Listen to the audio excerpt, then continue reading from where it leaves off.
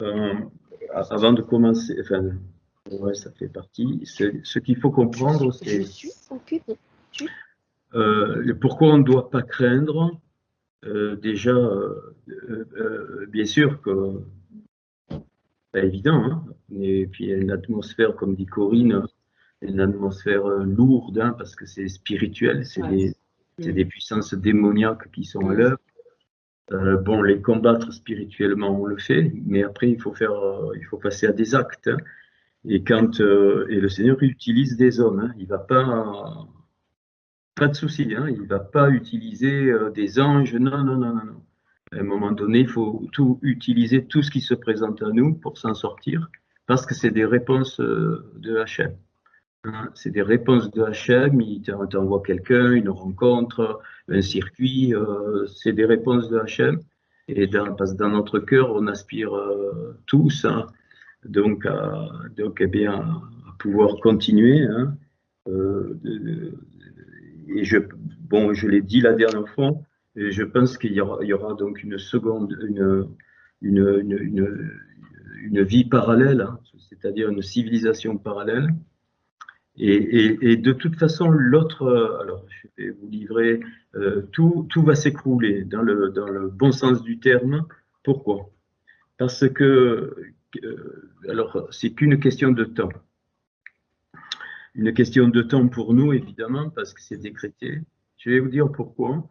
Parce que donc, la Torah me révèle que Hachem donc, établit des lois immuables qui ne bougent jamais.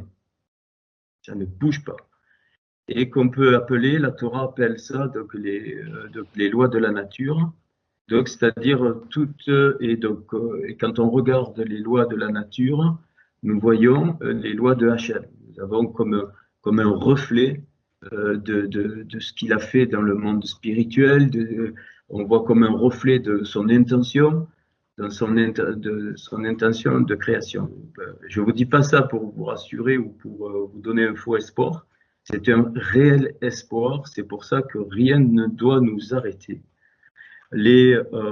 Personne, absolument personne, ne peut toucher les lois de la nature sans tôt ou tard se prendre un revers, un retour de manivelle, comme on disait de l'époque de mes parents, parce que les voitures, elles démarrent avec des manivelles, et des gifles de tout temps, de tout temps. Vous prenez n'importe quel exemple, à un moment donné, les lois de la nature sont programmées pour se venger contre tout ce qui va contre les lois de la nature.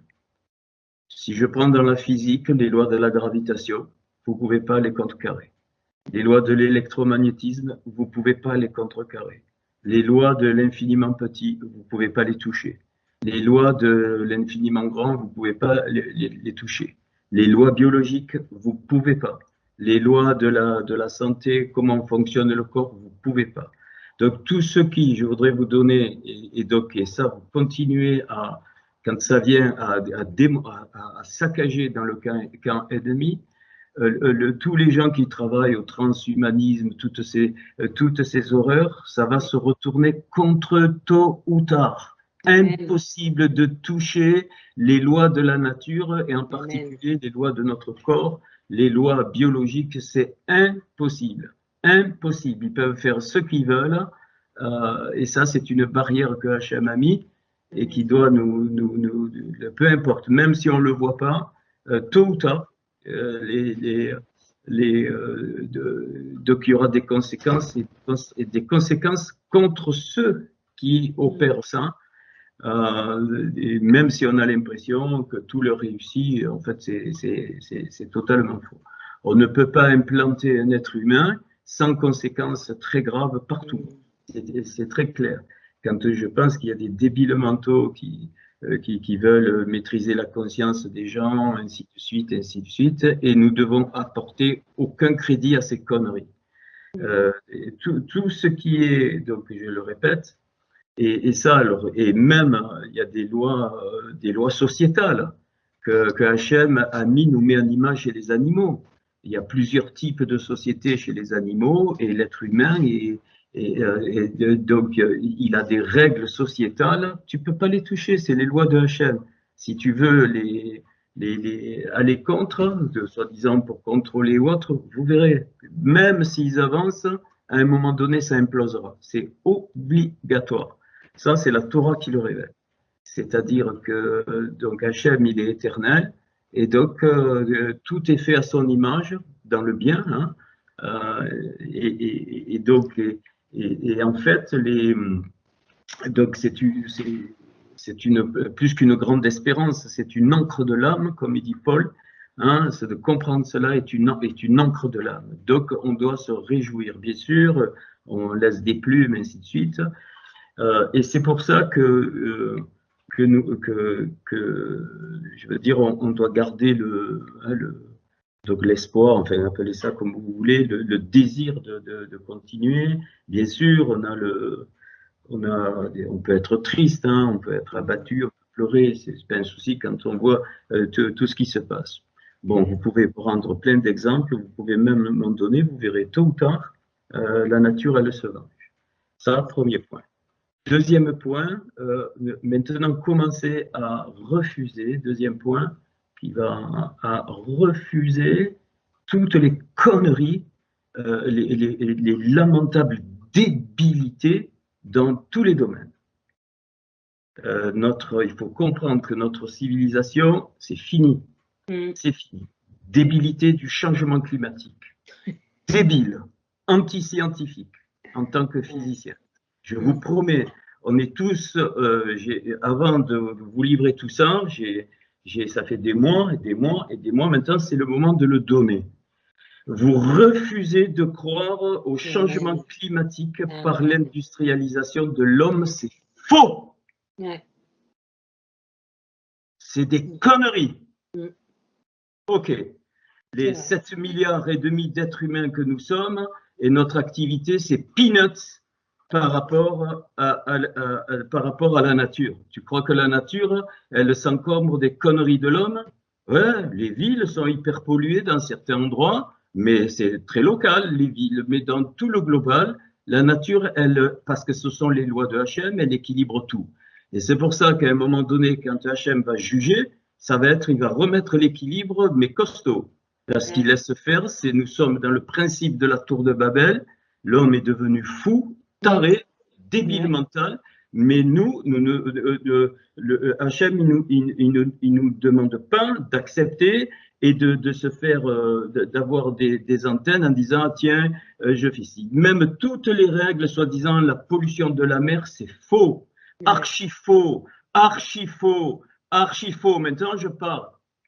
Les vrais scientifiques, il y a encore même, juste avant que je parte à la retraite, j'avais des relations avec eux, tous qui s'occupent de la géophysique, c'est pas vrai.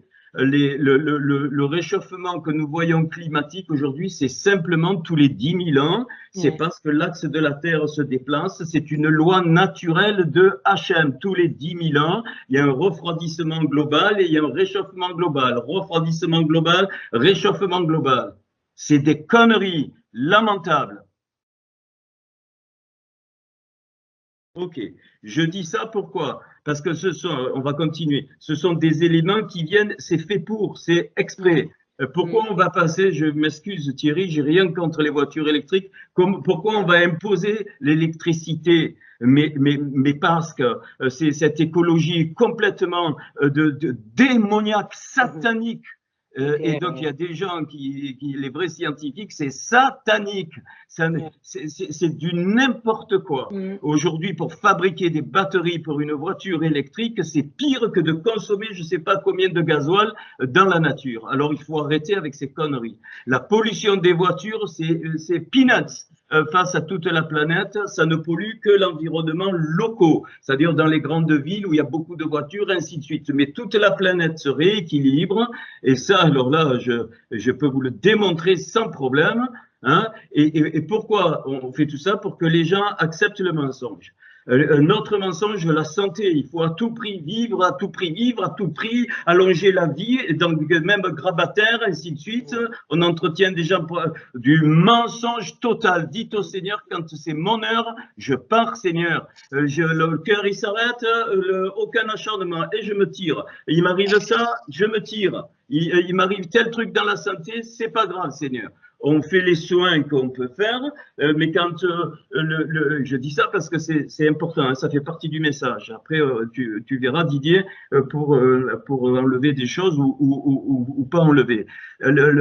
Et pourquoi je dis ça? Parce que c'est un manque de Emouna à notre Hachem, à notre Seigneur. Et la Emouna, en acceptant des trucs débiles comme ça, on fait descendre notre Emouna au plus profond de notre Neshama. Parce que l'info, elle arrive, on la capte, alors on peut se poser la question sans problème, mais s'il n'y a aucune démonstration, et c'est le cas, ce ne sont que du mensonge.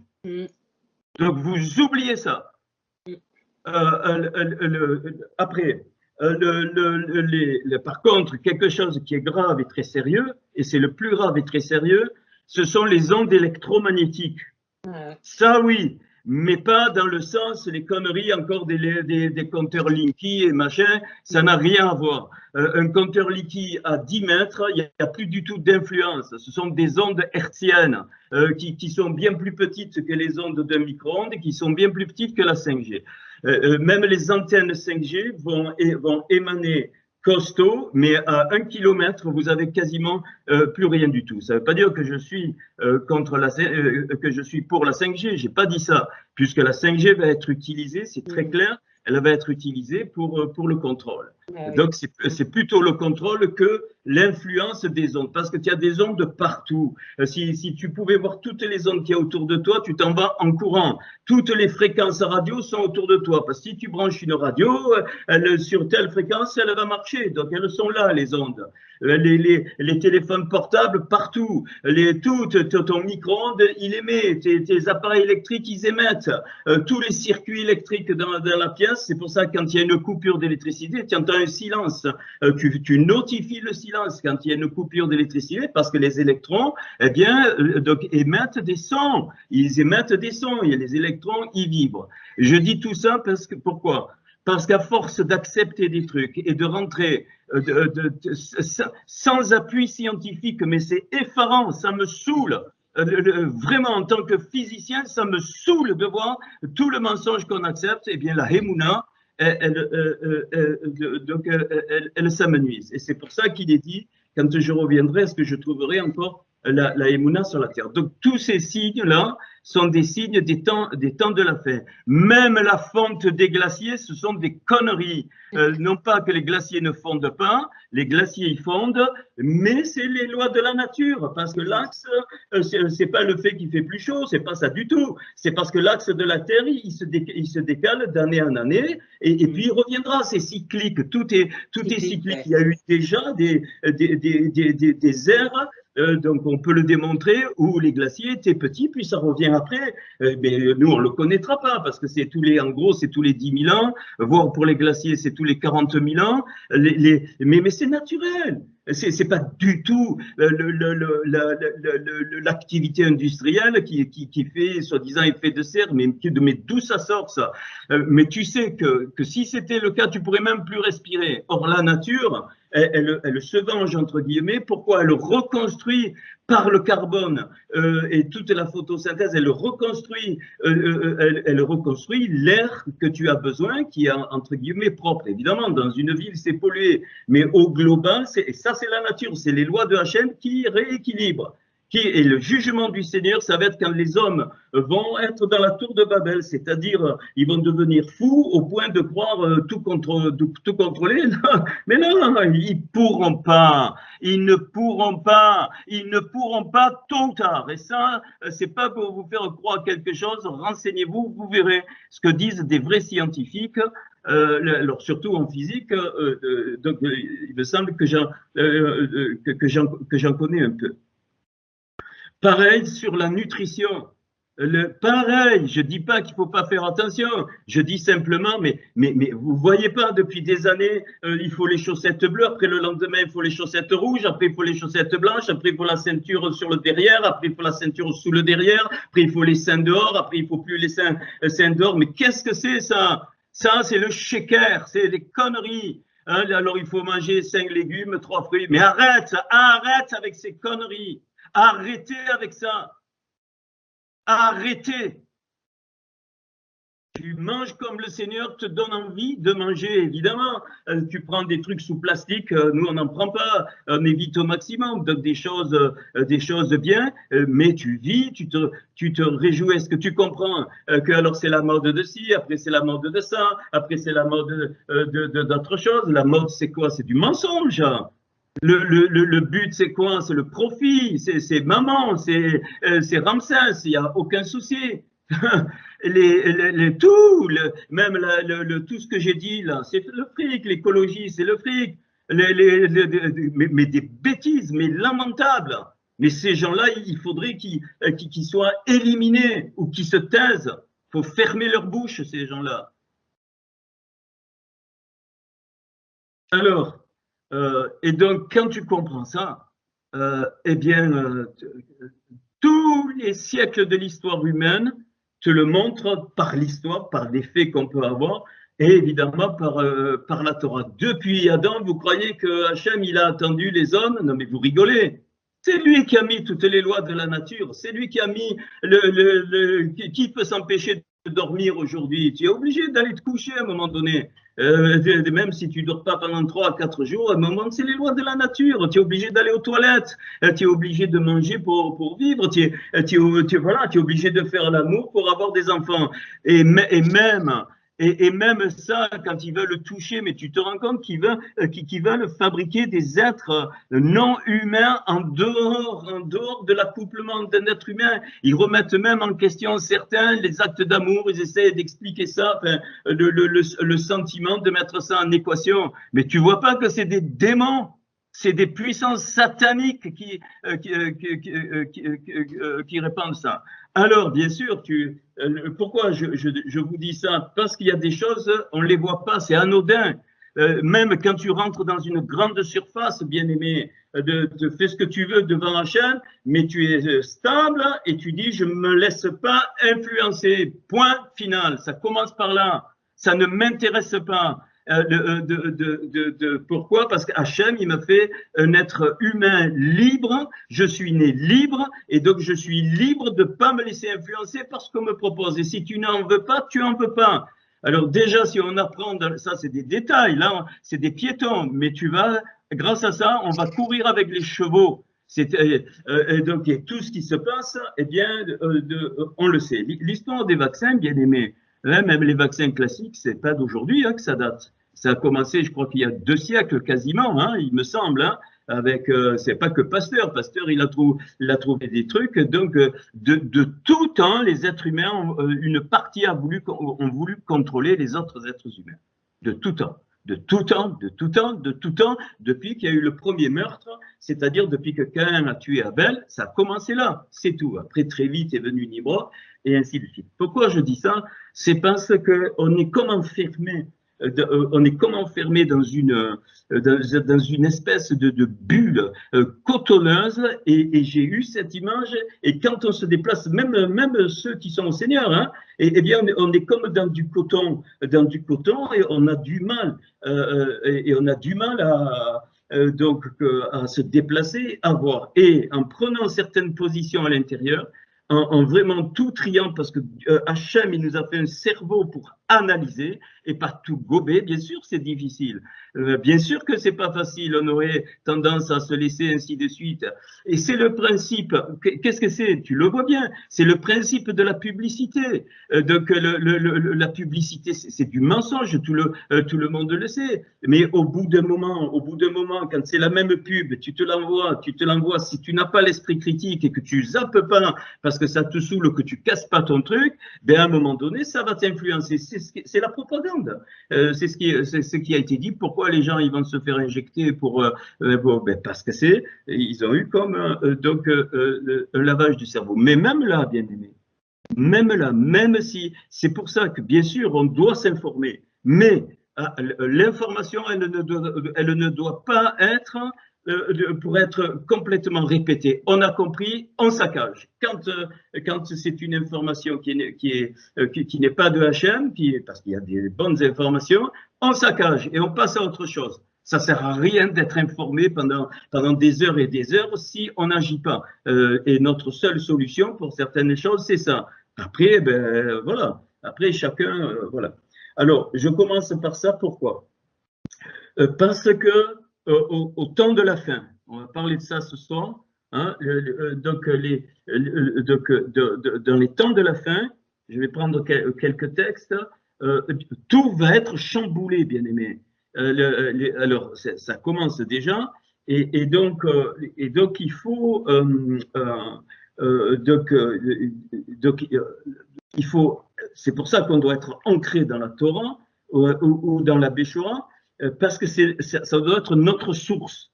Les sources des choses essentielles, c'est la Torah ou la Béchora, c'est-à-dire c'est la parole. Il n'y a rien à faire, tu peux tourner tant que tu veux, parce que c'est une loi de Hachem.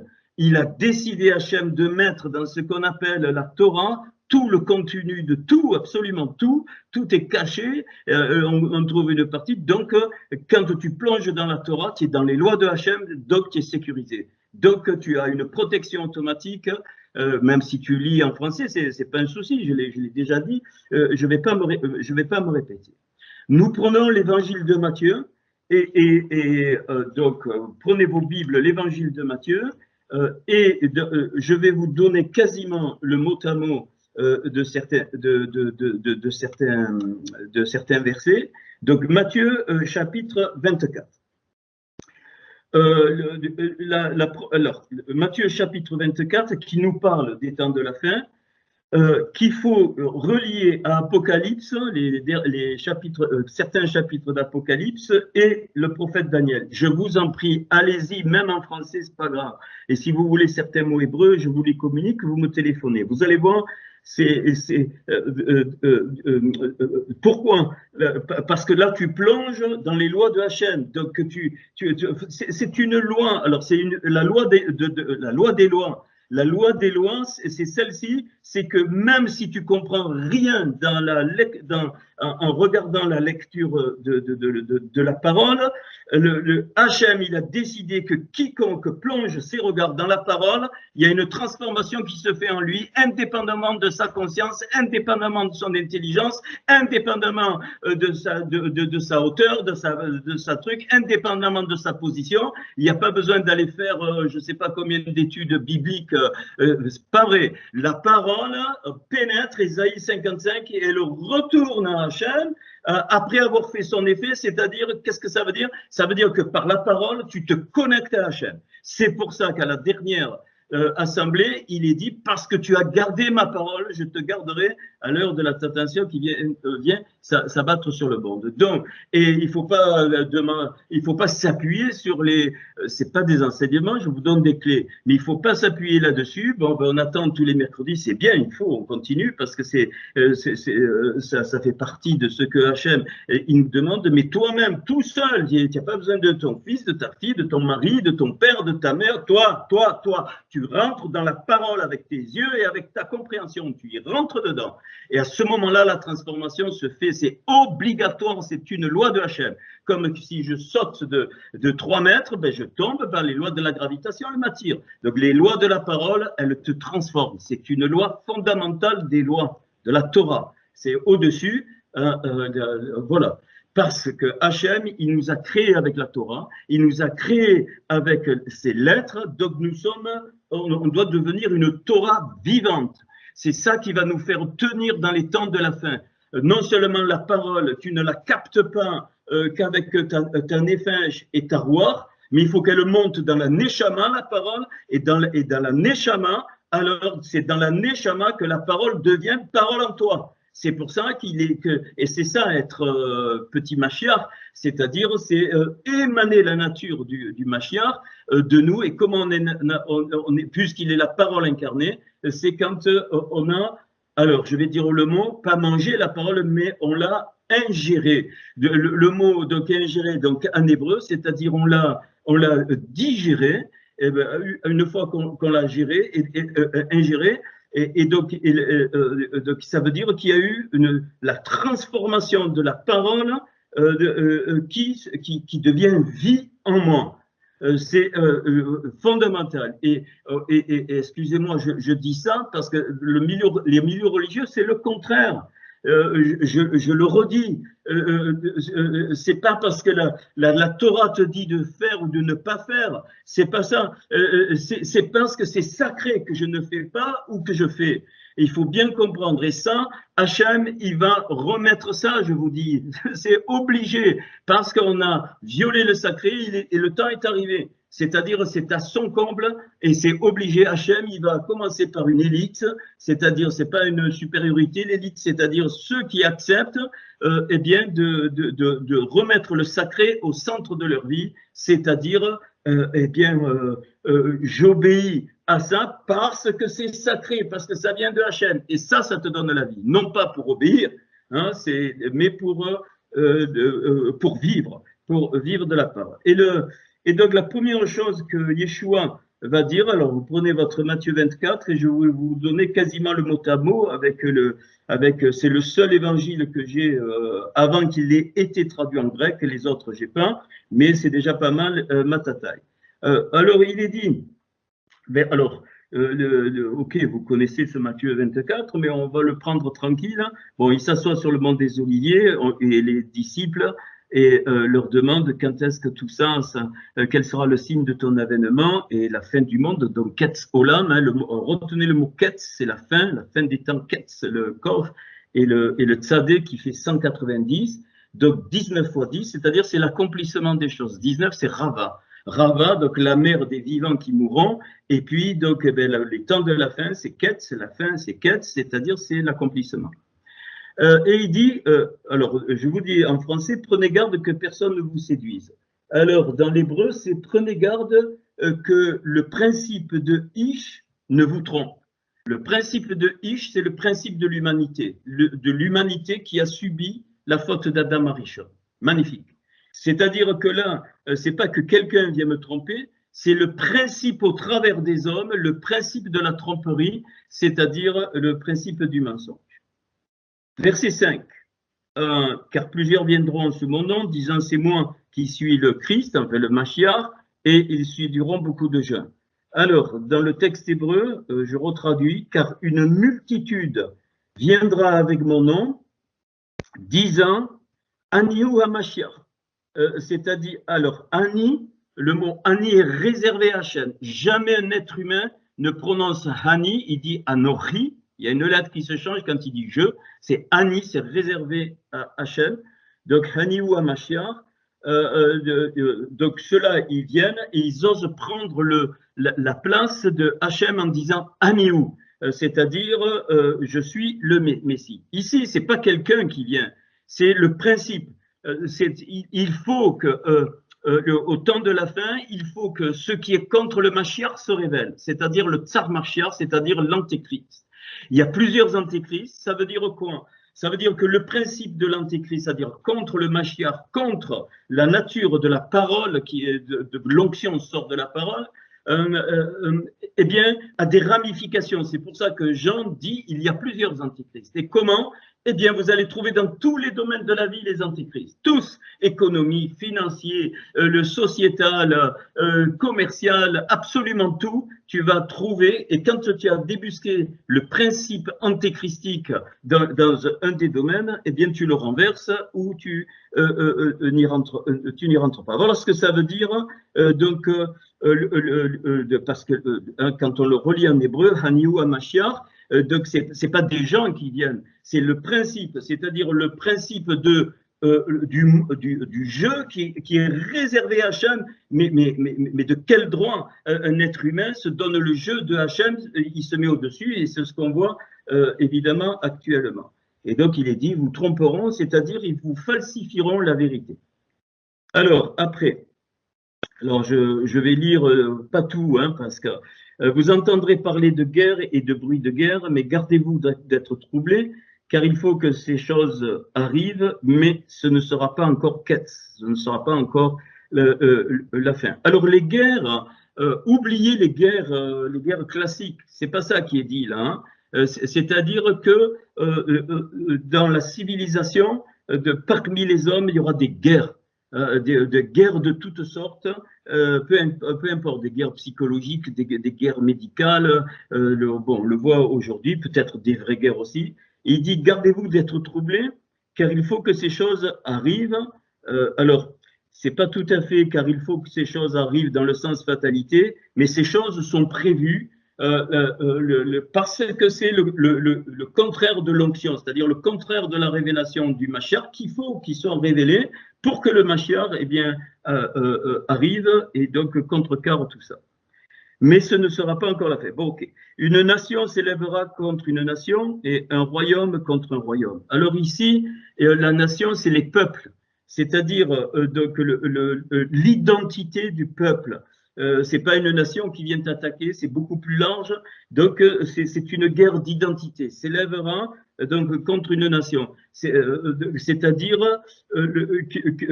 ça c'est au niveau spirituel, la nation, le peuple qui vont perdre leur identité. Donc c'est-à-dire ça va être donc et on le voit donc le mélange de peuples négatifs, enfin entre négatifs comme tu veux, enfin contraires, qui vont venir enlever l'identité d'une autre nation.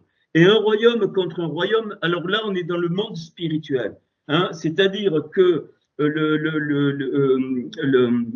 donc un royaume contre un royaume, c'est que la guerre, elle est là-haut, elle est spirituelle, mais ça ne nous dispense pas des choses pratiques, bien aimées.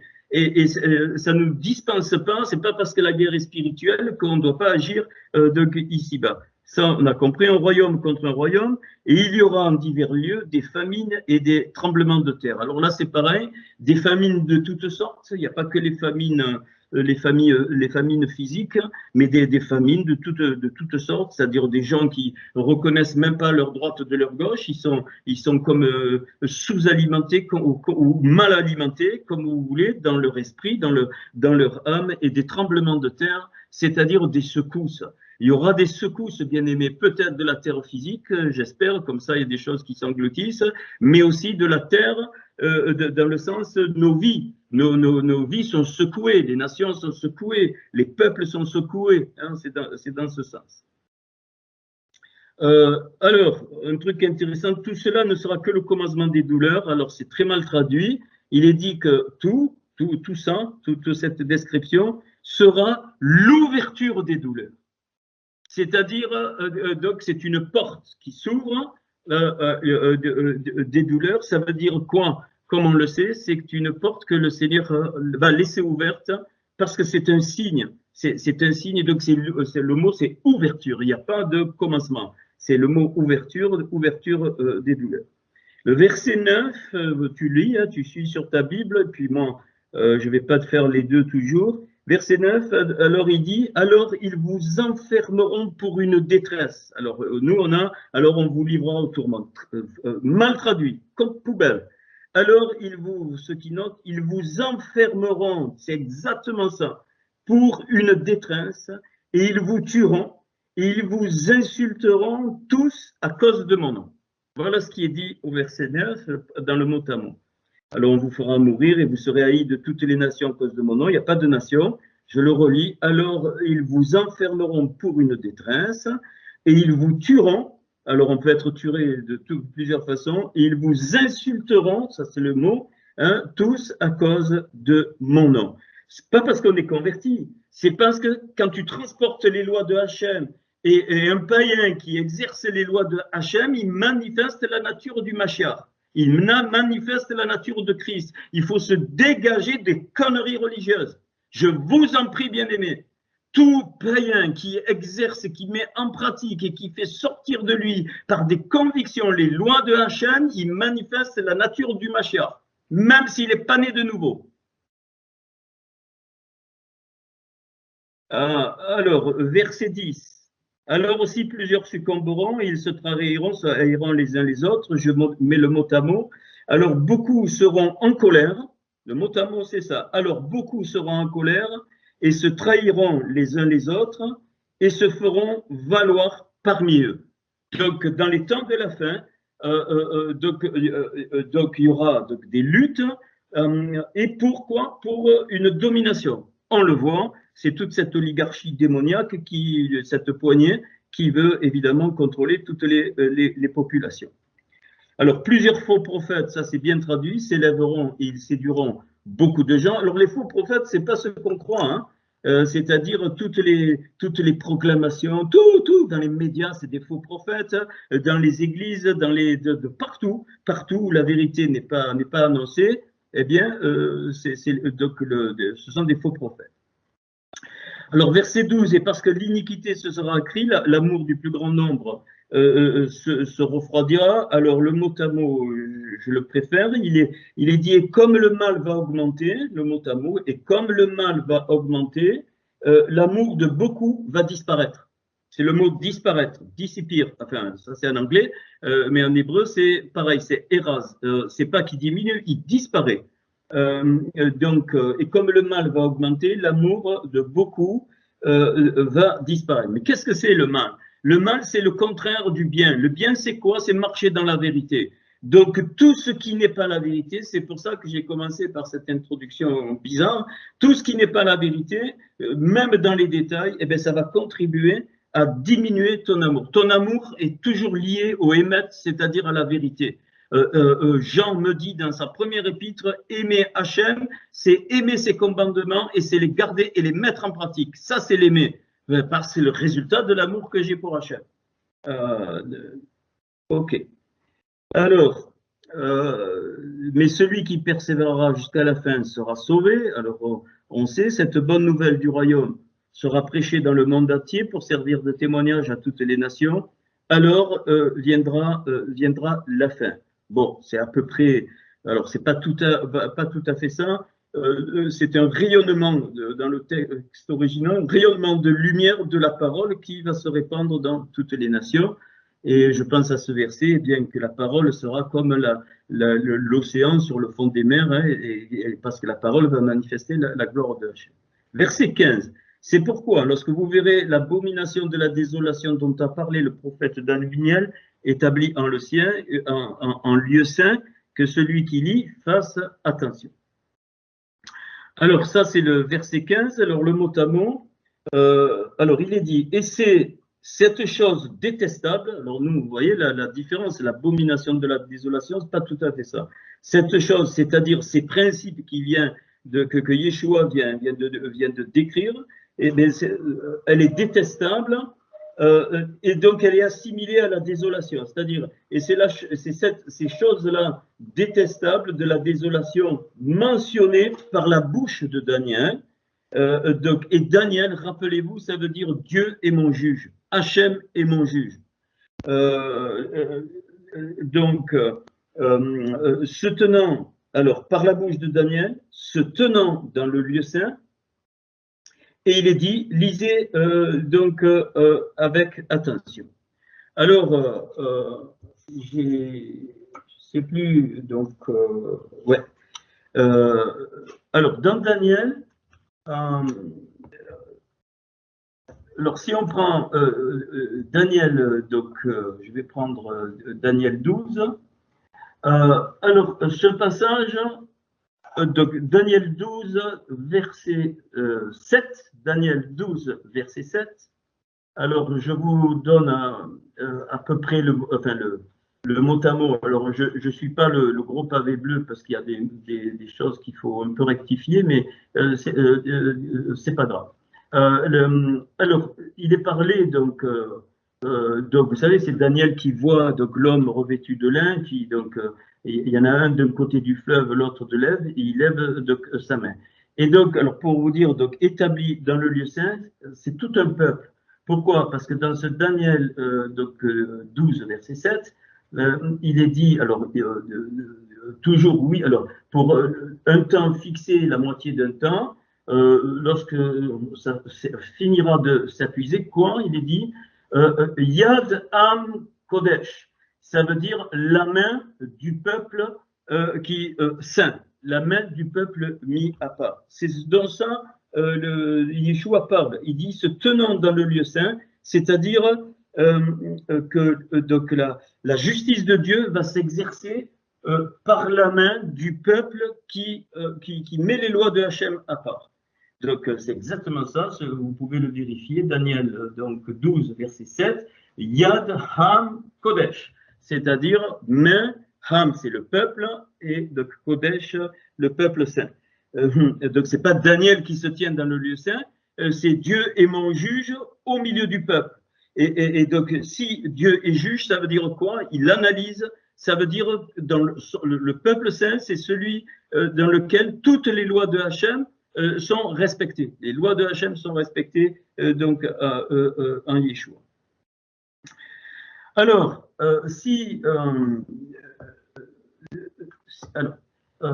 il y a ici dans ce passage, il nous est dit, si vous...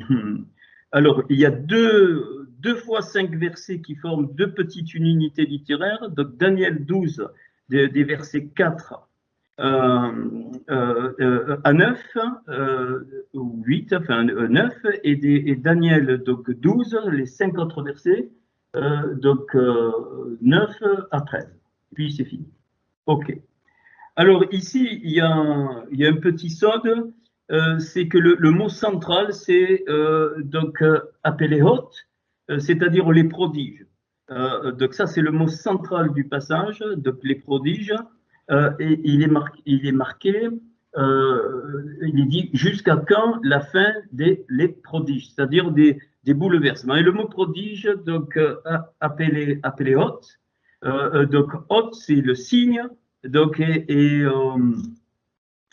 donc appelé, c'est l'apparition des signes. Et là, donc, vous avez clairement référencé en sorte que les temps de la fin sont marqués par les hôtes, c'est-à-dire les marques.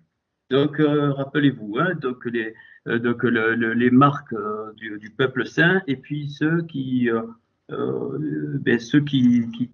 suivent pas les lois de Hachem, qui sont marqués d'une autre marque. Pardon.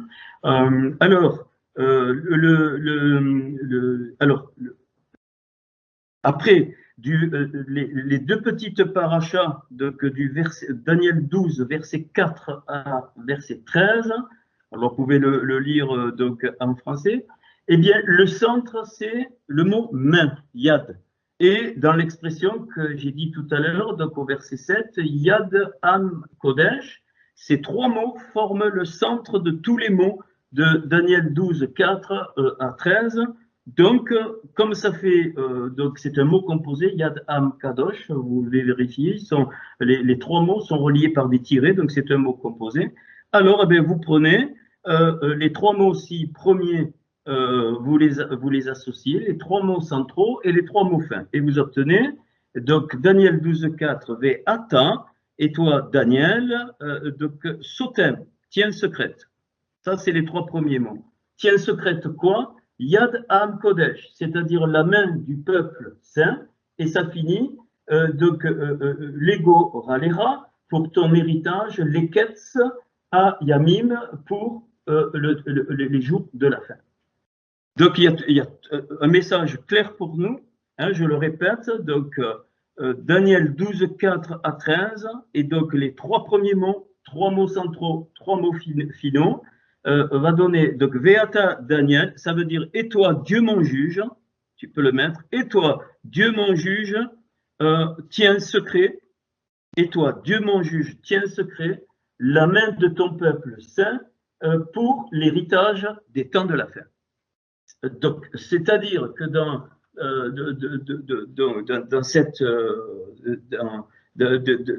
dans ce passage, Hachem il tient secret ses solutions. Si tu veux, je répète, j'ai pas eu le temps de vous le faire, et puis je pense que bon d'aller toujours sur les fichiers, mais je peux l'expliquer comme je viens de le faire. Il dit donc que Dieu il tient secret. Tient secret quoi? La main du peuple saint, c'est-à-dire dans nos mains, il y a un secret qui sera il y a des secrets qui seront dans le peuple, dans la main du peuple saint, des secrets qui apparaîtront au temps de la fin pour sortir ainsi de suite, qu'on ne connaît pas encore aujourd'hui. C'est pour ça ces secrets-là, ils seront conformes aux lois de la nature. Je ne sais pas ce que Hachem va vouloir qu'on fasse, mais c'est prévu. C'est prévu. Et c'est pour ça que Yeshua, il renvoie à Daniel. Et il le dit, et dont a parlé le prophète Daniel, établi donc en le sein. Ok. Alors, alors, je continue. Donc, celui qui lit, fasse attention. C'est-à-dire, alors, je lis avec attention, le mot hébreu, faire attention, c'est scruter. Donc, celui qui lit, il faut qu'il scrute, c'est-à-dire qu'il aille chercher. Donc, alors, alors, je sais pas, ouais, ok. Alors, voilà, on continue. Alors que ceux qui seront en Judée fuient dans les montagnes. Alors là, c'est un sod, là. Que ceux qui seront en Judée, c'est pas physique, bien sûr, la terre de Judée, on connaît, mais c'est Yehuda. C'est-à-dire que ceux qui sortent de Yehuda, donc Yeshua, il est le lion de la tribu de Juda. Et nous sortons de Juda. Monte sur la montagne. Har, la montagne Har, c'est 205, c'est pareil que la parole, c'est pareil que la lumière. Donc ici, il dit que ceux qui seront en Yehuda fuient dans les montagnes, c'est-à-dire montent. Le mot c'est monter, monte dans les montagnes. Donc nous devons monter avec la parole au niveau spirituel. Après, si physiquement on doit partir à un moment donné, on part. Mais il y a un sol là. Que celui qui sera sur le toit ne descende pas pour prendre ce qui est dans sa maison. Alors ici, c'est pas le toit. Il est dit que dans le texte hébreu, celui qui regarde, qui regarde sa maison, qui regarde sa maison, c'est-à-dire son intériorité, eh bien, qu'il ne descende pas pour qui est dans sa maison. C'est-à-dire tout ce qui n'est pas conforme à l'intériorité, eh bien, doit dégager. On ne doit pas reprendre les choses, les mauvaises choses qui sont dans l'intériorité. C'est ça que ça veut dire ici. Et que celui qui sera dans les champs ne retourne pas en arrière pour prendre son manteau. Alors, c'est pas manteau, c'est tunique. Donc sa tunique. Et ici, ça renvoie à la femme de Lot, statue de sel, c'est-à-dire qu'on doit avancer. On doit avancer, ne pas retourner notre visage sur ce qu'on laisse, parce que Sdom 666, qui est donc voué donc au jugement, qui pour moi a déjà commencé, je peux plus tourner la tête vers Sdom, c'est-à-dire Sodome. Qui veut dire destructeur. Et là, il y a un jeu de mots, le mot champ, c'est pareil que shed, c'est-à-dire c'est chédé, c'est le champ chédé, et chédé, c'est les sheds, c'est-à-dire tout ce qui est dans la vie qui vient des sheds, c'est-à-dire des ravageurs, des démons, mais tout ce que tu veux, je ne peux plus me tourner pour dire est-ce qu'il y a encore quelque chose de bon que je peux retenir. Et Lot a failli faire la même erreur, mais c'est les anges qui l'ont poussé parce qu'il fallait qu'il soit sorti. Et il nous dit qu'il demande, il supplie d'aller dans cette ville Tsoar. Tsoar, ça veut dire contre, mais ça veut dire aussi tout petit. Tout ce qui est tout petit, donc Hachem devient contre Hachem. C'est évident. Non, tu n'es pas petit, tu es un prince, tu es un enfant du royaume. Donc tu ne vas pas faire comme l'autre qui va t'accrocher à ce qui est petit. Donne-moi une ville de refuge. Alors les anges, ils lui font grâce, ils lui disent allez, ok, va te faire Tsoar. Et après, on sait ce qui s'est passé avec l'autre, inceste, ainsi de suite. Tu ne dois pas t'accrocher à Tsoar, tu dois sortir de Sdom. Tu dois sortir du principe de Sdom. 666, la valeur. Bon, j'en ai sorti plein, mais on verra où le 666 sort, puisqu'il nous est autorisé de découvrir le nom de la marque de la bête. Pardon. Alors, puis le verset, pardon. Alors, malheur aux femmes qui seront enceintes et à celles qui allaiteront en ces jours-là.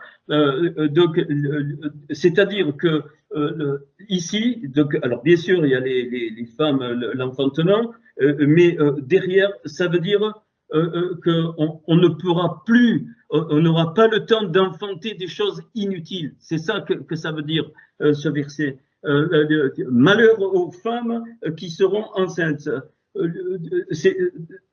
C'est-à-dire, je ne peux plus enfanter des choses non essentielles, je ne peux plus m'en préoccuper. Je peux faire avec, mais je ne peux plus. Donc, je ne vais plus construire des choses non essentielles. Et donc, je ne vais pas les nourrir, qui allaiteront en ces jours-là. Et donc, ça veut dire qu'il faut sortir de toute discussion inutile avec des arguments religieux ici et là, et des coups de versets bibliques. Tout ça, il faut sortir de ça, bien aimé, dans ces temps de la fête. Alors, verset 21, car alors la détresse sera si grande qu'il n'y en aura point eu, je vous lis en français, de pareil depuis le commencement du monde jusqu'à présent, et qu'il n'y en aura jamais. Alors, le mot à mot me donne. Alors, il y aura une grande tragédie. Alors, en ces temps-là, il y aura une grande tragédie qui n'a pas été depuis la création du monde. C'est-à-dire une tragédie qui n'a jamais existé. Physiquement, spirituellement, ça n'a jamais existé. Voilà. Alors, l'essence de cette tragédie, il faut remonter au Bereshit, hein, quand il est dit V'haïta haaretz et était la terre, tohu vabou. Le tohu est un monde de chaos. On a traduit par chaos, mais c'est intraduisible. Tohu, c'est désordre, c'est chose inappropriée. Tohu vabou. Et donc, dans le tohu, le monde du tohu, il est symbolisé par les 7 rois d'Édom, que je vous ai jamais fait, c'est un merveilleux sod, mais c'est trop long, les 7 rois d'Édom, et c'était l'égocentrisme. Clairement, la Torah par les codes révèle que c'était 7 rois égocentriques et qui consuméristes et qui ramenaient à tout. Alors, pourquoi je dis ça? Parce que cette grande tragédie, elle sortira directement de ce principe de consumérisme, ce principe de l'égocentrisme qui est activé par des puissances démoniaques. Bien aimé, là, il faut le comprendre. Hein, on a vu Moloch, on a vu Tammuz, ça en fait partie, mais Jézabel, Astarté, toutes les puissances nommées, elles agissaient dans le monde du Tohu. Et au temps de la fin dans lequel pour moi on est rentré, eh bien, de plus en plus ces puissances sortent parce qu'il faut qu'elles soient jugées. Et c'est pour ça qu'il faut un peuple saint, un peuple qui garde les lois de Hachem, parce que c'est au travers de son peuple qu'il va juger. C'est pas lui qui descend du ciel avec une épée. Non, non, non, il va utiliser son peuple un certain temps pour juger, bien aimé. Et c'est pour ça que dans la prière, on a été conduit à faire des choses très particulières que certains ne comprendraient pas.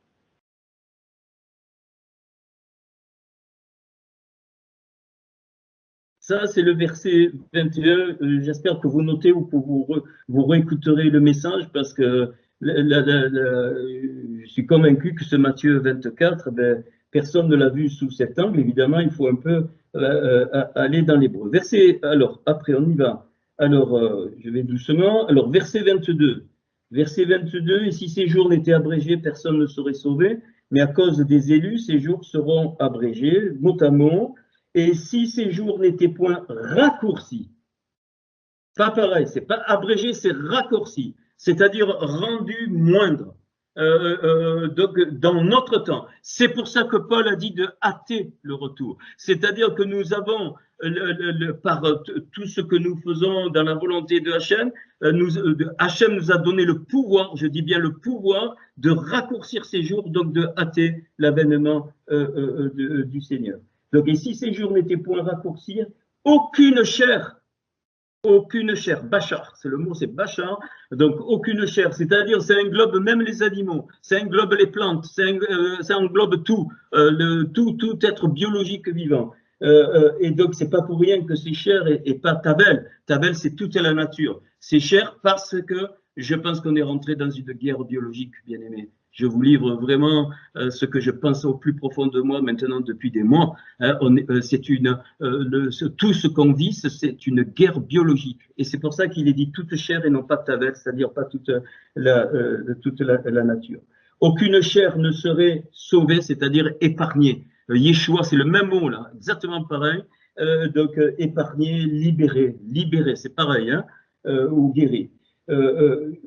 Et après, il continue. Juste pour l'amour des élus, ces jours seront réduits. Encore une fois, pas abrégés, mais réduits, c'est-à-dire rendus plus courts. Alors juste pour l'amour des élus.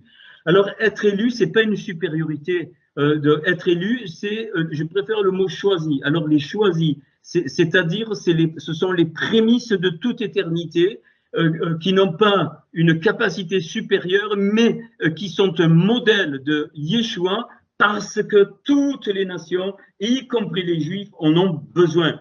Et donc nous sommes porteurs de cette vie bien-aimée qu'il faut, tant qu'on est vivant, à quelque niveau que ce soit, même en s'excitant avec un païen, ainsi de suite, tu ne sais pas le prix que ça peut porter, c'est juste qu'il eh bien, il faut continuer dans ce que nous sommes convaincus de faire. Et donc, juste donc, pour l'amour des élus, ces jours seront réduits, verset 22. Verset 23, si quelqu'un vous dit alors le Mashiach est ici, bon là c'est à peu près bien traduit, où il est là, ne le croyez pas, surtout pas, parce qu'il s'élèvera de faux Mashiach, on l'a vu, et de faux prophètes, et ils feront même de grands prodiges et des miracles. Alors prodiges, c'est signes, ils auront des grands signes et des guérisons. Des guérisons, c'est le mot Raphim, Raphaïm, des guérisons au point de séduire, s'il était possible, même ceux qui ont été choisis. Voilà, je vous ai averti, il dit le Seigneur, verset 25, verset donc 26. Après, c'est à nous, hein. Si donc on vous dit, il est dans le désert, n'y allez pas. Voici, il est dans les chambres, ne le croyez pas. Donc ça, c'est clair, hein, ça veut dire, voilà, donc nous avons la responsabilité de tester, d'éprouver ce que nous entendons. Alors, le verset 27, car comme l'éclair part de l'Orient, ainsi de suite. Alors, je préfère le mot tabou. Car comme là, c'est Nour le mot, Nour, la flamme du chandelier. Car comme la lueur sort dans l'Est, ainsi sera la venue du Fils d'Adam. Voilà la vraie traduction. Car comme la lueur sort dans l'Est, ainsi sera la venue du Fils d'Adam. Là, il dit que la seule solution à ce moment-là, c'est la descente du Adam Kadmon, c'est-à-dire le second Adam qui vient, qui il est venu une fois donc, par la croix. Le premier Adam s'est matérialisé, Adam Kadmon, il s'est matérialisé à la croix pour tout accomplir, et maintenant il y a le second qui vient de l'Est. Alors, c'est Kadmon céleste, hein. Alors, verset 28, en quelque lieu que soit le cadavre, là, s'assembleront les vautours. Alors, ça veut dire quoi? Ça veut dire qu'il y aura des morts dans l'âme, c'est-à-dire des vivants morts. Eh bien, à ce moment-là, donc, les vautours, ça représente les puissances spirituelles qui vont pas se gêner, comme on a vu la dernière fois, enfin, oui, l'avant-dernière fois, quand les oiseaux de proie se sont abattus sur la fameuse alliance avec Abraham, qui n'était pas encore Abraham, c'était des oiseaux de proie. Et donc Abraham les a chassés, il s'était donc assoupi, et donc on ne peut pas s'assoupir. C'est-à-dire dans ces temps de la fin, Paul il dit qu'il va y avoir un assoupissement. Et pourquoi? Parce que l'enjeu, ce sont des puissances démoniaques qui vont posséder des âmes qui sont devenues des cadavres, c'est-à-dire des gens morts dans l'âme et comme des robots. C'est ce qui est, ça fait partie, je pense, du transhumanisme. Voilà ce qui est dit. Verset donc 29, aussitôt après ces jours de détresse, le soleil s'obscurcira, la lune ne donnera plus sa lumière, et les étoiles tomberont du ciel, et les puissances des cieux seront donc ébranlées. Le soleil, alors, on va le voir spirituellement, puis bon, après physiquement un peu. Le soleil, ça représente Hachem. Ça veut dire que sa lueur, pas qu'elle s'obscurcit, mais les hommes, ils auront mis tellement d'éléments entre eux et donc Hachem qu'ils verront que le soleil qui est Hachem s'obscurcira. La lune représente son peuple, c'est-à-dire son peuple qui ne possède pas la lumière, mais qui reçoit la lumière pour la renvoyer comme la lune renvoie la lumière du soleil. Eh bien, donc c'est toutes les communautés qui ne donneront plus la lumière pour X raisons, pour la peur, ainsi de suite, ainsi de suite. Et les étoiles tomberont du ciel. Alors, les étoiles tomberont du ciel. C'est-à-dire, ça, c'est chaque individu. Chaque individu, ça va entraîner toute cette perte spirituelle, des chutes spirituelles de plus en plus d'individus. Les étoiles tomberont du ciel et les puissances des cieux seront ébranlées. Pourquoi? Parce que la puissance de l'Antéchrist va monter jusqu'au niveau en dessous de la Bina.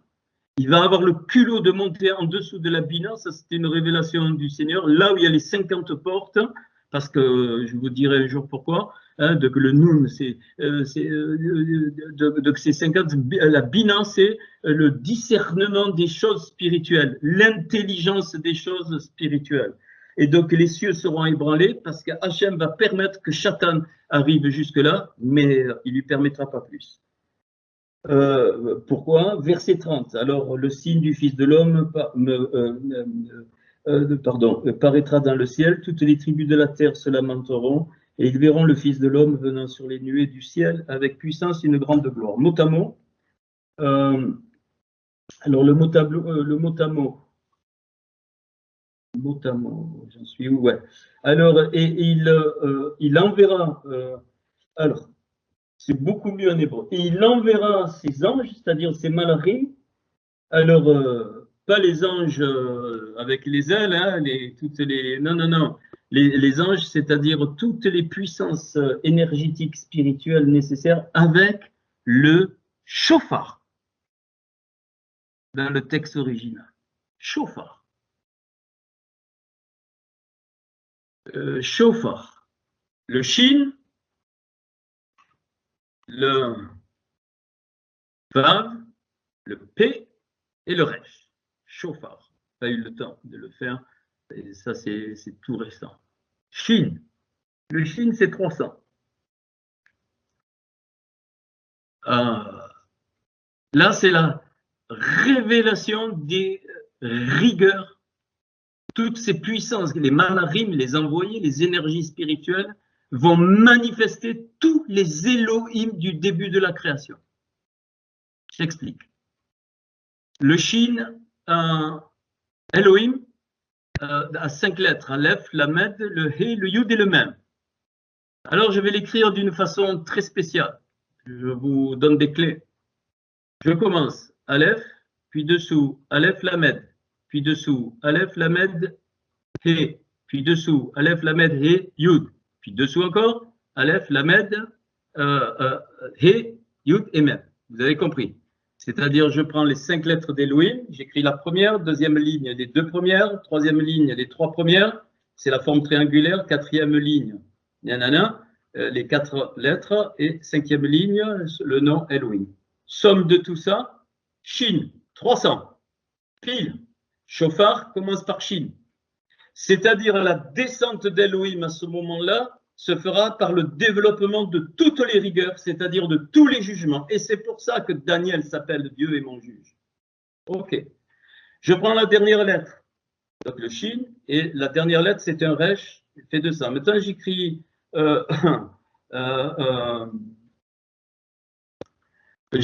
Elohim en développé, c'est-à-dire la première lettre Aleph, c'est Aleph, Lamed, P. Aleph.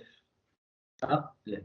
La deuxième lettre, Lamed, c'est Lamed, Mem et Dalet. Lamed, Mem et Dalet. C'est pour le prononcer, hein, c'est chaque lettre à son développé. Donc la troisième, He, donc le He avec le Yud, puis laquelle j'ai oublié, le Yud, c'est la main, Yud, Vav, Dalet, Yud, et le même, eh bien, c'est même, ça se prononce même. Toutes ces lettres, ça fait 200. Donc, la dernière lettre de Shofar. Donc, le Shofar, c'est le développement. Alors, Shin, c'est la première lettre, 300. Resh, la dernière lettre, donc, qui va faire donc, le total 500, c'est Shor, le prince. Donc, c'est-à-dire que les Elohim vont révéler tous les principes. Prince, c'est le principe. Tous les principes de la création qui sont réunis en Yeshua. Le prince des princes, c'est Yeshua. Le Seigneur des seigneurs, c'est Yeshua. C'est le même mot. Et donc, vous vous rendez compte, si on avait oublié donc le mot, il enverra donc toutes les énergies avec le chauffard. Et comme par hasard, les deux lettres centrales, le Vav et le P, le Vav, c'est le symbole de l'homme et le P, c'est la bouche. Donc, la parole prononcée pour l'homme, et P, ça fait 80, et Vav, ça fait 6, 86. 86, c'est la valeur numérique encore d'Elohim. Donc, le Shin du chauffard, c'est toutes les énergies développées pour juger. À l'intérieur, c'est Elohim lui-même. Et à l'extérieur, c'est le développé, c'est-à-dire l'extension sur toute la terre. Et tout ça est contenu dans la première lettre et la dernière lettre. Le Shor, c'est le prince des princes qui vaut 500, c'est notre Seigneur. Et la valeur numérique de la lettre 500, c'est le kaf final, c'est-à-dire c'est le kaf final, c'est l'accomplissement des choses, puisque le mot accompli, c'est kula, qui commence par kaf, mais quand il est final, ça veut dire que la chose, elle est tienne, elle est accomplie, ça veut dire te. On rajoute un ka pour dire toi, ça t'appartient, tu mets le kaf à la fin, ça veut dire que c'est accompli pour toi. Et là, donc, et voilà ce qu'il y a c'est pour ça qu'il est dit dans le texte original, il enverra ses anges avec le chauffard. Donc, quand le chauffard il sonne, il développe la voix et tous les principes des dynimes, c'est-à-dire des rigueurs de Elohim qui ont été nécessaires à la création pour que notre monde apparaisse et qui vont revenir à la fin des temps pour tout juger. Et les dynimes, c'est toutes les lois de la nature, sans exception, de tous les univers, de tous les mondes, les lois biologiques, tout et tout. C'est pour ça qui revient avec le chauffard. Il enverra ses anges avec le chauffard et avec la grande voix, Gadol Kol, Gadol Kol, la grande voix. Rappelle-toi quand Jean dans l'Apocalypse, il vit la voix comme la voix de grandes eaux. C'est la même chose. C'est-à-dire que, bien sûr, c'est symbolique, mais la grande voix du message, que Yeshua, il est le Machar, et les Juifs vont l'entendre aussi. Ça sera un temps incroyable pour eux. C'est pas pour rien que c'est les plus attaqués de la planète aujourd'hui, et que nous, le peuple de Dieu, on est attaqués par toutes ces forces donc oppressives. Alors je répète, et avec la grande voix, pour rassembler les choisis, pour des 4 vents des cieux, des extrémités. Ça, c'est pardon. Voilà. Ok, des extrémités. Voilà, ok. Alors ici, on va faire une bifurcation et il enverra ses anges avec le chauffard. On a bien vu, vous avez bien compris, j'espère. Je ferai, mais bon, vous avez bien compris. Et avec la grande voix pour rassembler ses élus des 80 des cieux et des extrémités. Alors, on va aller dans le prophète Ésaïe pour ce passage, Ésaïe 11. Ésaïe 11. Alors, évidemment, vous dites, mais comment il fait? Ben, c'est avec les valeurs hein, que ça se renvoie. Et donc, alors, Ésaïe 11, les versets 11 à 12. Et je vais vous lire donc, le mot à mot. Et il sera au jour celui-là, ajoutera le Seigneur, trop beau, Chénit, Yado, une deuxième fois sa main. Alors je répète, et donc au jour, c'est-à-dire il parle, c'est les temps de la fin, hein, Donc ce jour, eh bien, il y aura une augmentation, je préfère le mot augmentation, donc le Seigneur augmentera, enfin, il l'augmentera, oui, une deuxième fois sans même pour acquérir, pour prendre, donc, et She'ar, alors, She'ar ici, c'est les mêmes lettres que prince, et ça veut dire aussi, quand tu changes les voyelles, donc She'ar, ça veut dire aussi le reste, c'est-à-dire ce qui reste, le reste donc élu, le reste qui ne s'est pas souillé, c'est la même truc. Donc ceux qui ont gardé les principes, She'ar, donc au verset 11, Amo, son peuple, Asher, Yeshaer, c'est-à-dire le peuple, celui qui sera resté, c'est-à-dire qui sera gardé. Pourquoi une deuxième fois? D'où ça sort ça? Mais là, il y a une révélation d'un sod, c'est parce qu'il est venu une première fois mourir à la croix, et puis il vient une deuxième fois, maintenant non plus pour mourir, mais pour répandre la vie en tant que roi. Voilà pourquoi une deuxième fois. Et donc, il les appelle de quoi? Eh bien, il les appelle de 7 endroits. Alors, mais Achour, c'est-à-dire la Syrie, mais Mitzraïm depuis l'Égypte, mais Patros depuis Patros, Vémékouch, donc c'est-à-dire depuis Couche, et mais Hélam depuis Hélam, ou mais Shinar, là où Nimrod à Shinar, il a construit la première ville, et Ramat, et depuis Ramat, et depuis les îles de la mer. Donc, c'est-à-dire que ce chauffard, quand il va libérer les dynim, donc toutes les rigueurs, eh bien, il va y avoir un éveil dans le peuple saint qui se garde, et donc autant les juifs que nous, et on va sortir. Alors, on va sortir de quoi? Alors, de la Syrie, c'est Achour, c'est-à-dire, Achour, ça veut dire marcher, mais marcher pas forcément dans une direction mauvaise. Bon, pensons à la marche de nos civilisations. Hop, on va se réveiller et on ne va plus marcher dans cette direction. On va sortir de Achour. Mitzraïm, on le sait, c'est les limites. Donc, ça va être un temps où les limites vont être repoussées. On ne peut plus rester dans les limites. On ne peut plus rester esclave. Mitzraïm, c'est l'Égypte. On ne peut plus, parce que les limites nous rendent esclaves. Tous les principes qui nous ont rendus esclaves, tous les principes, mais on va avoir plusieurs. J'en ai livré déjà quelques-uns. Eh bien, et le mot Mitzraïm aussi, donc les limites veut dire dépression. À tous les sens de terme, état de siège. Quand tu es dans les limites, tu es en état de siège, tu n'es plus toi-même.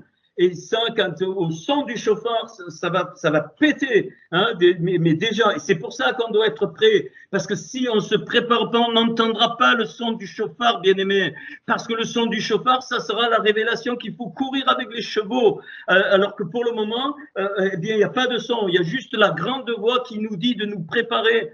Donc, on court avec des piétons, on s'entraîne. Mais le chauffard, il va libérer qu'il faudra qu'on court avec les chevaux, donc la puissance des chevaux, et c'est à ce moment-là qu'on va sortir des limites. Pateros, ça veut dire ceux qui ont été démolis en morceaux. Incroyable la précision de la Torah. Pateros, hein, c'est de deux mots, donc pater qui veut dire le morceau, le pat pour morceau, et teros qui veut dire détruit. Pourquoi? Parce qu'effectivement, les êtres humains sont en morceaux actuellement, et même bien des croyants sont en morceaux, parce qu'ils sont complètement, ils n'ont plus de repères, les gens n'ont plus de repères, la civilisation n'a plus de repères, et même nous, parfois, on n'a plus de repères, bien aimés.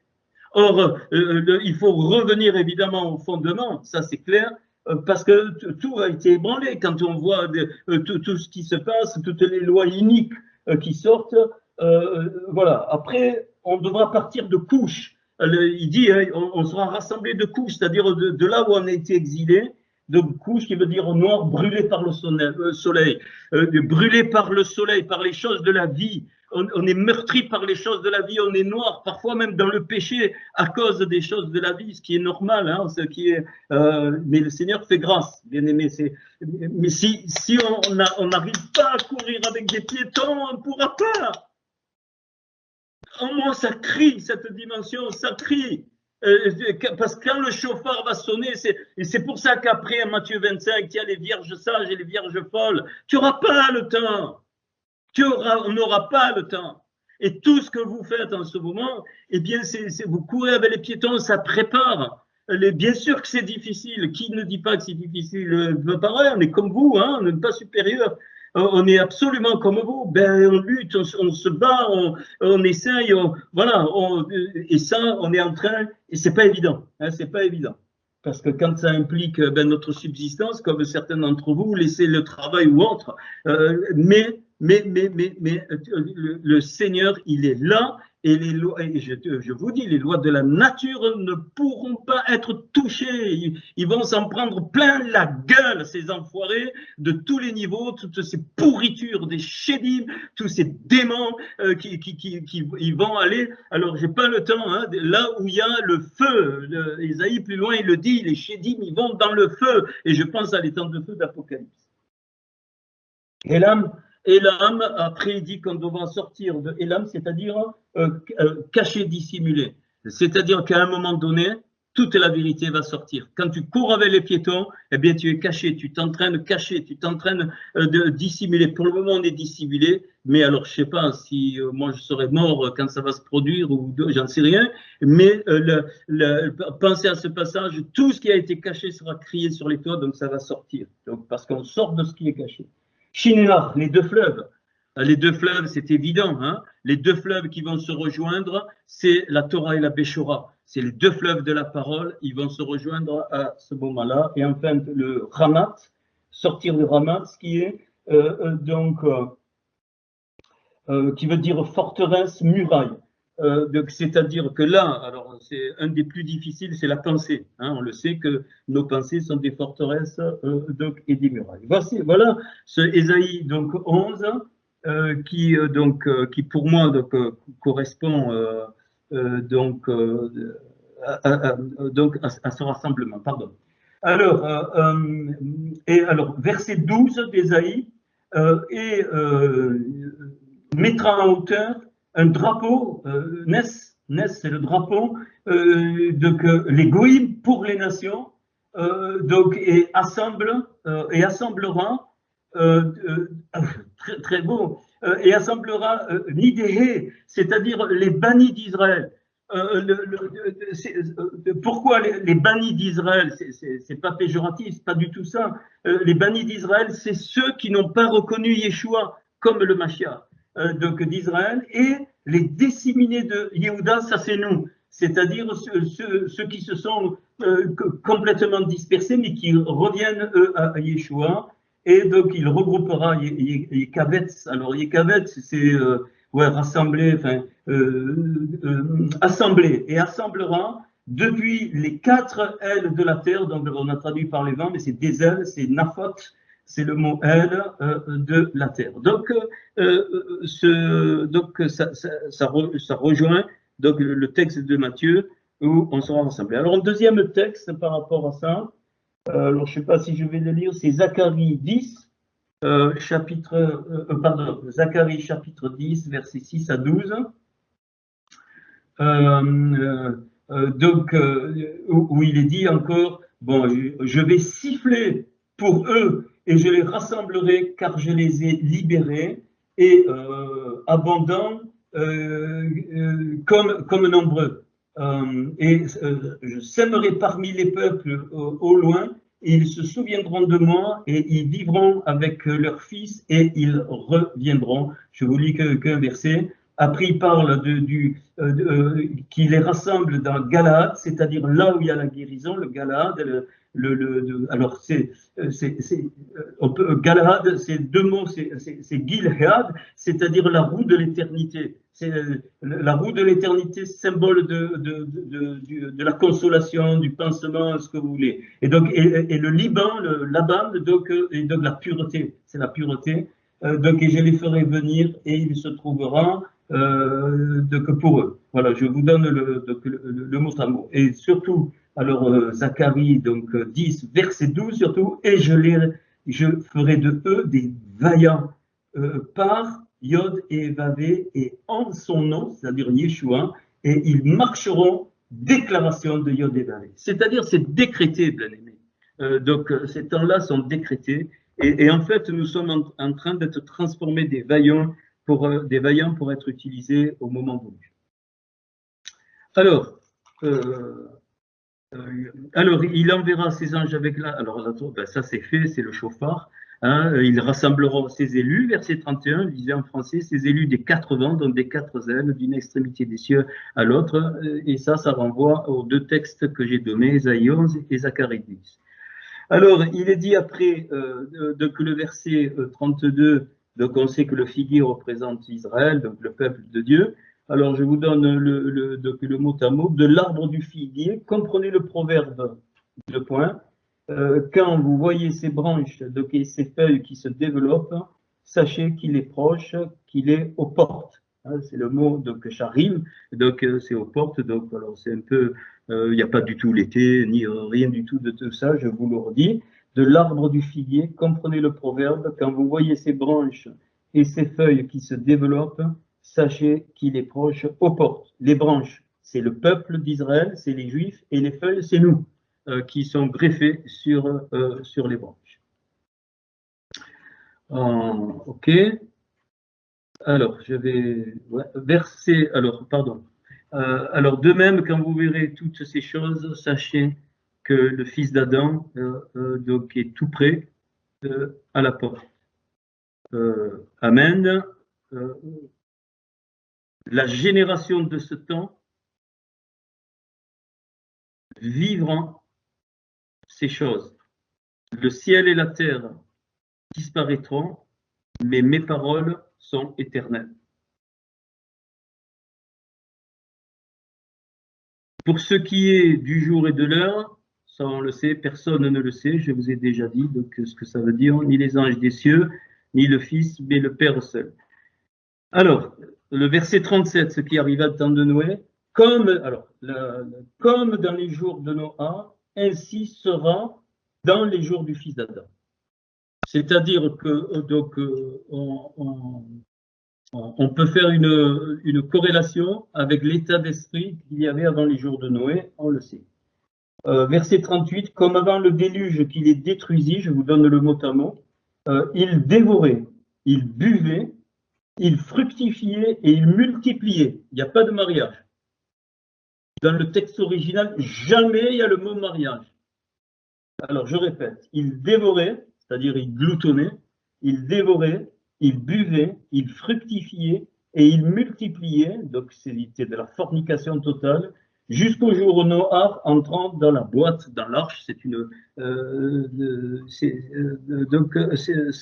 boîte. Donc c'est exactement ce que nous voyons, et donc dévorer, boire, fructifier, multiplier, ça touche tous les domaines. Hein. Vous pouvez mettre quasiment tous les domaines, vous pouvez l'appliquer. Après, alors, car dans les jours qui précédèrent le déluge, les hommes, c'est fait, ils ne se doutèrent de rien jusqu'à ce que, ça c'est à peu près correct, le déluge vienne et les emporte tous. Il en sera de même à l'avènement du Fils de l'homme. Verset 40. Alors, je vous donne le mot à mot. Alors, si deux, il n'y a rien d'autre, hein. Alors, si deux passent dans un champ, un juste et un mauvais, un sera pris et un sera laissé. Voilà le mot à mot. Alors, si deux passent dans un champ, un juste et un mauvais, un sera pris et un sera laissé. Rappelez-vous, le mot champ, c'est pareil que shed, ravageur, destructeur. Donc, s'il y en a deux sortes d'individus qui vont passer dans un état de destruction établi dans nos civilisations, eh bien, le juste, il sera pris et le mauvais, il sera laissé, c'est-à-dire le mauvais, on le sait, hein, impossible de s'en sortir. Et alors, deux femmes qui moulent dans le moulin, verset 41, je vous donne le mot à mot. Alors, c'est pas la meule, c'est le moulin. Hein, deux femmes qui moulent dans le moulin, une prise, donc, donc une laissée. Alors, ici, c'est les motivations. c'est les motivations du cœur. Ces deux femmes représentent les motivations du cœur, qui moulent dans le même moulin, hein, comme tout à l'heure dans le même champ. Et donc, c'est la révélation d'une motivation, comment dire, le cœur tordu, hein, ou le cœur pur. Ben, celle qui a le cœur tordu sera laissée et l'autre sera prise. Alors, et puis, alors je continue. Alors, veillez donc, bon, on l'a vu, puisque vous ne savez pas alors, c'est pas le mot jour, c'est le mot ketz. Vous ne savez pas le temps de la fin, quand le Seigneur viendra. Sachez-le bien, si le maître de la maison savait à quelle veille de la nuit le voleur doit venir. Donc, on ne pourra pas le prévoir. Et c'est la nuit, c'est-à-dire un état de chaos. C'est pourquoi vous aussi, tenez-vous prêts, verset 44. C'est pourquoi vous aussi, tenez-vous prêts. Il ne demande rien, juste être prêt. Être prêt, c'est-à-dire être prêt à courir avec des chevaux. Car le Fils de l'homme viendra, alors c'est moued, c'est-à-dire, on a mis à l'heure, c'est moued, le mot moued, qui veut dire c'est un temps fixé à un endroit. Temps fixé à un endroit. Donc, viendra au temps fixé à un endroit où vous n'y penserez pas. C'est-à-dire à tout moment, enfin, à tout instant et n'importe où. Alors, il parle du serviteur prudent, ok, mais après je vais finir. Heureux ce serviteur que son maître à son arrivée trouvera faisant ainsi. Voilà, ça c'est la préparation. Et alors, Amen. Alors, pas du tout, hein, c'est pas du tout ça. Amen, je vous dis qu'il sera placé au-dessus de ses enfants. C'est-à-dire que celui qui se prépare, il sera placé au-dessus des enfants du Seigneur, c'est-à-dire des Juifs au départ. C'est ça que ça veut dire. C'est pour ça que Paul, il dit que sans la sanctification, nul ne verra le Seigneur. C'est pour ça qu'il dit ça. Et que à cause de l'avènement du Seigneur, nous devons nous sanctifier, c'est-à-dire, on l'a vu, hein, c'est-à-dire suivre les lois de Hachem. Alors,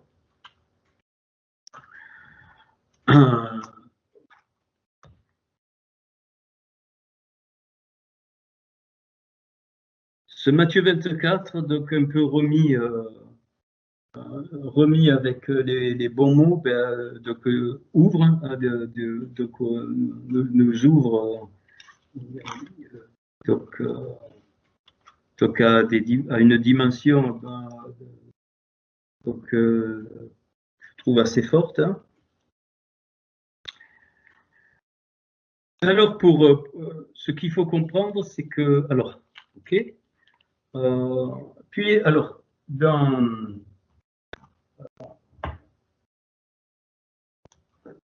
alors, Daniel 9, 25, vous vous souvenez, c'est là qu'on trouve 666, hein, ok. Mais alors, quand on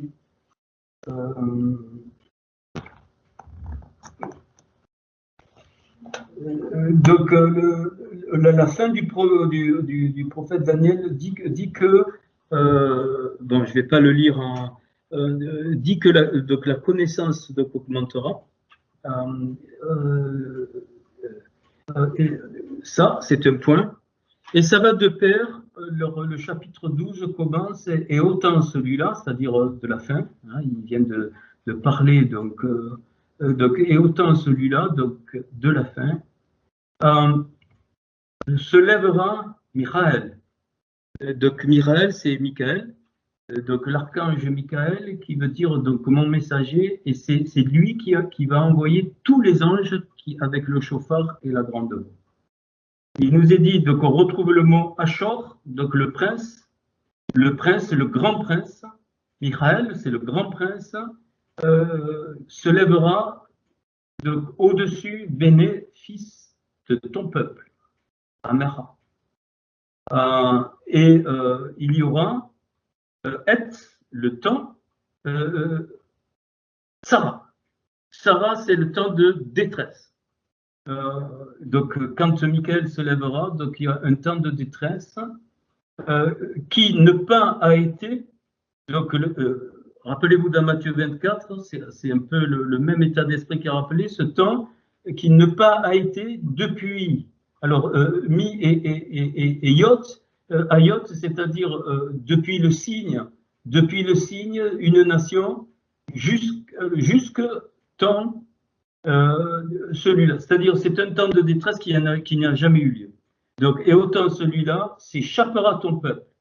Donc, c'est clair, donc ton peuple sera libéré. Quiconque trouvé inscrit dans le livre. Voilà ce que dit Daniel 12, donc verset 1. Et puis au verset 2, ceux qui sont dans la poussière se réveilleront. Cela, donc c'est vraiment quand Paul il décrit que les morts en Yeshua ressusciteront d'abord, puis on sera tous enlevés, et ainsi de suite. Mais je laisse juste ça. Donc la connaissance qui augmente, c'est-à-dire les révélations de la Torah et de la Béchora, sont couplées, donc ça c'est notre part ici, et sont couplées avec ce qui se passe dans le monde spirituel. C'est-à-dire Michael qui se lève, et Michael, donc la valeur, on le sait, c'est 101, mon messager, et 101 c'est relatif à l'épouse. Donc ça, c'est la préparation de l'épouse qui sera une guerrière. Hein, qui sera une guerrière. Pourquoi pourquoi cette préparation, elle est plus que nécessaire et pourquoi l'épouse doit être une guerrière? Donc dans l'épouse guerrière, c'est parce qu'on va avoir affaire à ce que l'Apocalypse révèle dans Apocalypse 16. Avant la septième, avant la septième coupe, qu'est-ce qui se passe? Donc Apocalypse 16, verset 13, c'est la sixième coupe qui est versée sur quoi? Sur Phrate. Phrate, c'est la fertilité. Rappelez-vous, c'est la quatrième branche de ce fleuve qui sort en Éden. Donc on remonte donc au niveau quasiment de la création. Et donc donc l'Euphrate va se dessécher pour donner la voie aux rois qui viennent de l'Orient, mais alors c'est pas forcément physique. Hein. C'est donc là, ici, pourquoi ce sont des rois? Parce que ce sont les rois du monde du Tohu. C'est-à-dire, donc, il y aura une guerre spirituelle, c'est clair, et donc pour essayer à tout prix de maintenir ces principes démoniaques qu'on a vu, hein, de l'égoïsme, du consumérisme, de tout ce que vous voulez. Et donc, verset 13, je vis sortir de la gueule du dragon, c'est-à-dire Tanaïm. Tanaïm, donc on le sait, c'est le dragon qui représente Shatan. P, la gueule de la bête, Chaya, ou même Behema, et de la bouche du faux prophète. Trois esprits impurs comme des grenouilles. Voilà ce à quoi on aura affaire. C'est-à-dire qu'on aura affaire donc à des paroles qui sortent de Shatan, à des paroles qui sortent du faux Saint-Esprit et à des paroles qui sortent du faux prophète, c'est-à-dire du faux Jésus. Ça sera très très subtil. Très subtil. Quand je lis ce texte et avec Daniel, et la fameuse petite corne qui sort, ça veut dire qu'il va arriver à un moment donné comme un individu qui va, pas un individu, peut-être un principe ou j'en sais rien, comme quelque chose qui risque de tromper même les élus s'il était possible. C'est-à-dire, c'est comme un sauveur qui va arriver juste avant le vrai. Le dragon, il ne va pas donner des paroles. Non, non, non, non, ça va être très, très subtil. C'est-à-dire, il va être très religieux. Très religieux. Il sera juif. Très religieux. Tolérance. Très séducteur. Alors, c'est lui qui voudra changer les temps et les moments. de Daniel, c'est lui. Et beaucoup de ceux qui ne seront pas prêts se laisseront séduire. C'est-à-dire, ils ont refusé d'être choisis. Parce que choisi, c'est pas l'élection, c'est fatalité, le Seigneur m'a choisi. Pas du tout, c'est pas ça que ça veut dire. Les prémices, accepter d'être les prémices, d'être le modèle. Donc tu souffres. Pour être l'échantillon, la représentation, c'est pour ça qu'en Israël, qu'il faudrait qu'il soit le modèle des nations, ils se sont laissés complètement avoir et il n'y a qu'une partie, le tiers du tiers, je comprends maintenant de Ézéchiel, le tiers du tiers qui accepte d'être choisi, c'est-à-dire d'être le modèle, d'être les prémices. Pourquoi? Parce que ça entraîne trop de renoncement, trop de souffrance. Alors, donc ça, bien comprendre. Là, c'est trois choses. Alors, je vous dis que les trois grandes religions monothéistes vont être réunies. Je dénonce le pape comme un des antéchrists. Je dénonce l'imam principal comme un antéchrist. Je dénonce les rabbins principaux qui éloignent de la vérité comme un antéchrist. Il y aura avec le dragon, la bête et le prophète, c'est les trois choses qui représentent les trois religions monothéistes pour tromper toute la planète entière. Et beaucoup vont se laisser avoir. Ça sera juste avant que le Seigneur se révèle.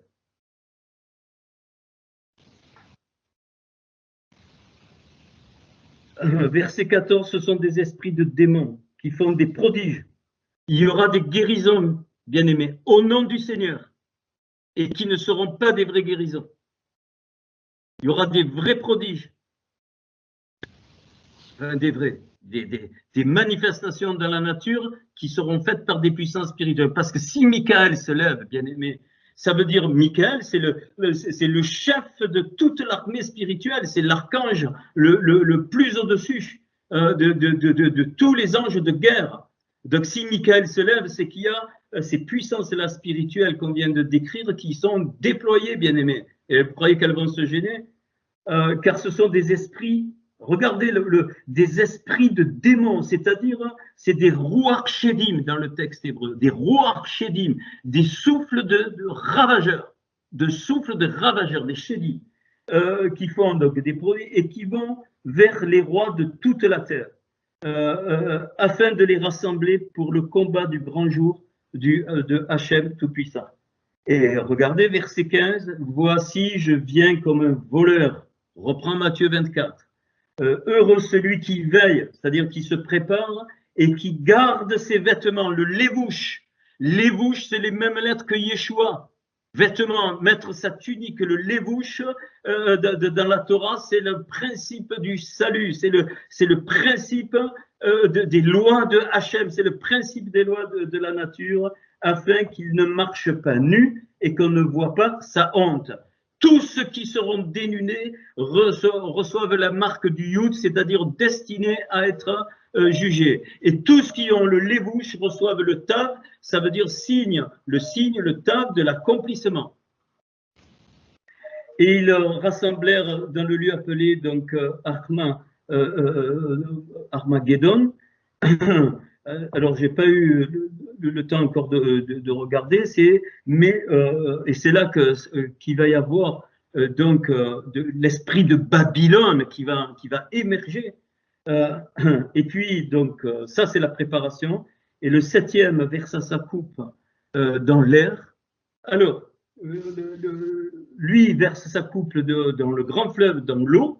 Donc les maïms évidemment, parce que donc les maïms c'est la partie spirituelle du côté de la terre, et puis maintenant dans l'air c'est la partie spirituelle dans le monde, dans les mondes spirituels. Et il sortit du temple du trône une voix forte qui disait, c'en est fait. Là c'est le mot que c'est Kula, c'est accompli. Et il y eut donc des éclairs, des voix, des coups de tonnerre et un grand tremblement de terre, tel qu'il n'avait jamais eu depuis que l'homme est sur la terre, un aussi grand tremblement. Je ne sais pas s'il va être physique, ce tremblement de terre, mais toute la planète entière va être secouée. Et bien aimé, je pense, ce que je pense, c'est que le Seigneur est en train de laisser monter la folie, mais la folie, et qu'à un moment donné, Hachem, il va déclencher une éruption solaire qui va mettre par terre toute l'électricité dans le monde entier, c'est-à-dire c'est fini, plus d'enregistrement, tous les ordinateurs foutus, toutes les voitures foutues, tout, absolument, nos maisons foutues, tout ce qui est, plus rien ne marchera et ça sera un chaos voulu par Hachem, parce qu'ils sont devenus tarés, ils sont devenus fous, c'est le seul moyen. C'est le seul moyen, ça, il me travaille, donc j'ai été conduit même à prononcer des choses là-dessus. Et la grande ville, tiens, comme par hasard, et la grande ville fut divisée en 3 parties. Les villes des nations tombèrent, et Dieu se souvint de Babylone la grande pour lui donner la coupe du vin de son ardente colère. Très clair. Toutes les îles s'enfuirent et les montagnes ne furent pas retrouvées, et une grosse grêle symbole de la malédiction, dont les grêlons pesaient un talent, j'en sais rien si ça va être physique, mais spirituel, je le comprends parfaitement, tomba du ciel sur les hommes, et les hommes, écoutez ça, blasphémèrent Elohim. À cause du fléau, parce que ce fléau était très grand. Pourquoi? Parce qu'il ne contrôle plus rien du tout. Hachem va utiliser les lois de la nature pour leur donner un retour de manivelle, mais colossal, comme ça sera comme un temps, comme le déluge, mais ça sera du feu qui va descendre, et même plus loin, il est dit que certains voudront se donner la mort, ils ne le pourront même pas. Et après, nous avons la destruction de Babylone. Après, vous connaissez, puis on est introduit après avec le retour du Seigneur. Ok. Alors, je vais finir par